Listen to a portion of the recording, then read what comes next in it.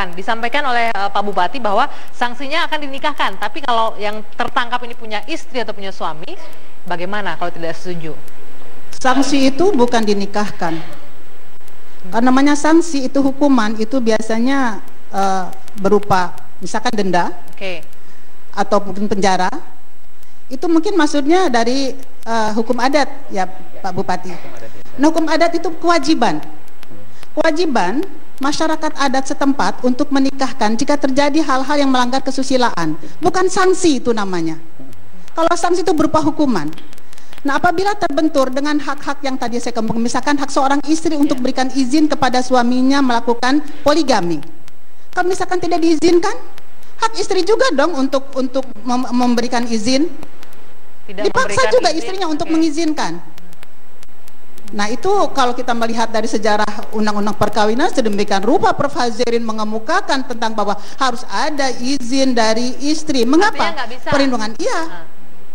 Jadi dalam hal ini, kalau misalkan katakanlah bukan mengenai poligami, anak misalkan setuju untuk dilakukan pernikahan. Kalau anaknya yang laki-laki belum 19 tahun, harus ada izin juga penetapan dari pengadilan.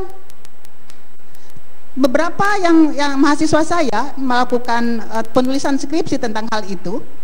Itu harus ada izin dari pengadilan. Sebentar mungkin, sebentar. Dalam hal ini tentunya kita tidak hanya melihat dari apa namanya remaja yang umur 17 tahun saja. Mungkin kalau perempuan itu dalam undang-undang perkawinan boleh 16 tahun sudah melakukan pernikahan. Tapi kalau laki-laki yang berikutnya, kalau mereka setuju, lalu siapa yang memberikan nafkah? Apa seperti kawin gantung begitu? Sebentar, baik. Yang pertama tadi saya sampaikan bahwa kami tidak membicarakan mereka yang di bawah umur karena kami melarang yang di bawah umur pacaran. Kan sudah jelas. Bapak, maaf punten. Dalam undang-undang perkawinan, perempuan 16 tahun batas minimal untuk melakukan perkawinan. Kalau laki-laki 19 tahun. Jika hal itu terjadi, Bapak kan membolehkan pacaran itu 17 tahun ke atas. Itu diawasi begitu. Bagaimana kan? Itu saya setuju Pak, itu setuju. Tetapi dampaknya dari apa yang sudah diatur oleh kepala-kepala desa di daerah Bapak itu, yang katanya memberikan sanksi berupa perkawinan. Perkawinan itu bukan sanksi Bapak, ibadah. Nah, kumaha iya teh. Oke. Itu kan yang dimaksud oleh Ibu itu kan bahasa hukum. Ya kan? Itu kan bahasa hukum. Beda dengan bahasa sosial. Orang yang ketahuan kemudian dinakahkan, orang bahasa sosial orang nyebutnya dihukum, dikawinkan. Itu kan atau diberi sanksi dinikahkan. Bahasa masyarakat. Itu kan bahasa akademis, bahasa undang-undang. Nah, bisa jadi bahwa untuk perorangan itu dianggap sebuah hukuman, ya kepaksa daripada menghindar lari. Tapi kan Bu Neng bilang nikah itu ibadah, harusnya tidak menjadi hukuman begitu. Ya kalau nikah itu ibadah, maka prosesnya harus ibadah. Iya, tapi oke. Gimana Bu Neng? Nah, saya sangat terus terang saya dengan keberanian Bapak membuat peraturan Bupati ini, saya sungguh salut. Akan tetapi Bapak, pelaksanaannya itu saya karena orang hukum Pak, saya melihatnya dari peraturan perundang-undangan.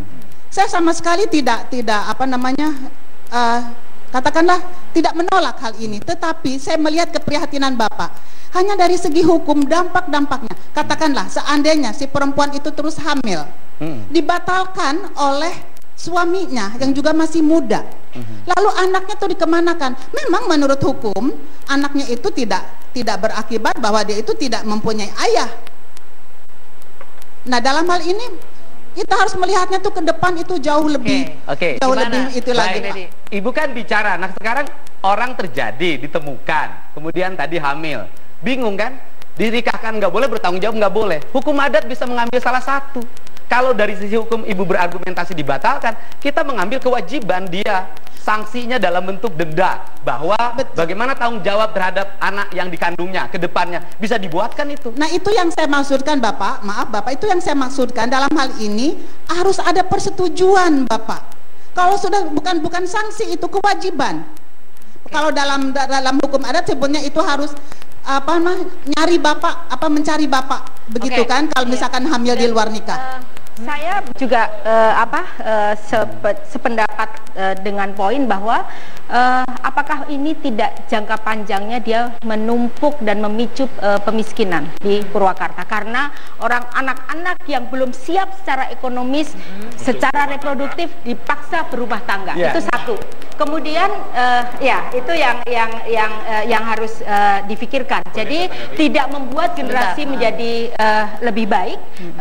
Dan tadi itu perempuan-perempuan, saya kebetulan meneliti Pak, riset PhD saya riset di wilayah Jawa Barat, itu penyebab kenapa perempuan-perempuan ini ada yang menjadi pekerja seks, rata-rata latar belakangnya itu karena mereka korban perkawinan di bawah usia, kemudian yang kedua karena mereka korban kekerasan seksual, yang ketiga karena perkawinan yang belum siap. Gitu. Jadi intinya ini akan sebentar, satu poin lagi boleh, bahwa ada satu poin lagi, ini tiba-tiba negara punya otoritas untuk mencerabut hak melakukan perkawinan. Gitu, yang menjadi hak individu. Baik, ini kan sudut pandangnya sudut pandang di negara lain, di mana anak udah 4 boleh baru nikah.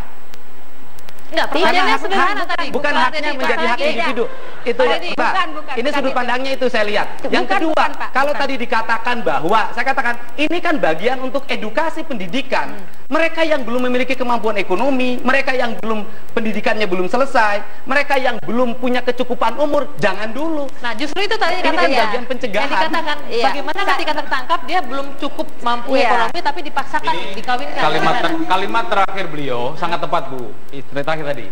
Kita lihatnya dari perspektif pencegahan, jangan penindakannya. Istilahnya begini, di situ ada duri. Lalu kita berpikir jauh, aduh nanti kalau kena kaki dokternya kemana, bayarnya berapa, nggak begitu. Jangan lewat situ karena ada duri. Sama dengan Perbup ini.